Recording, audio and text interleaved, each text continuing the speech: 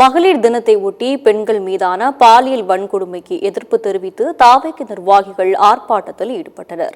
மதுரை மாவட்டம் உசிலம்பட்டி தற்காலிக பேருந்து நிலையம் முன்பு சர்வதேச மகளிர் தினத்தை ஒட்டி பெண்கள் மீதான பாலியல் வன்கொடுமைக்கு எதிர்ப்பு தெரிவித்து தமிழக வெற்றிக் கழக நிர்வாகிகள் கவன ஈர்ப்பு ஆர்ப்பாட்டத்தில் ஈடுபட்டனர்.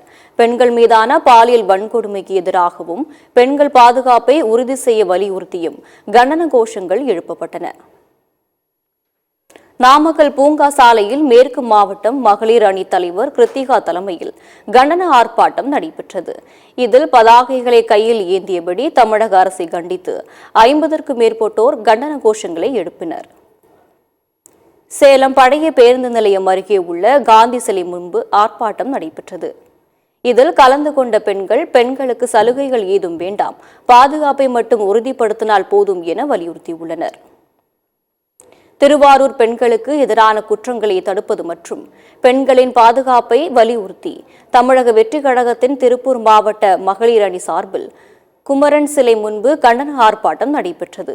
இதில் தமிழக வெற்றிக் கழகத்தின் நிர்வாகிகள் மற்றும் தொண்டர்கள் கலந்து கொண்டு பாலியல் குற்றங்களில் ஈடுபடும் நபர்கள் மீது கடும் நடவடிக்கைகள் எடுக்க வேண்டும் எனவும் நீதி வேண்டும் ஸ்டாலின் அப்பா என கண்டன கோஷங்களை எழுப்பினர்.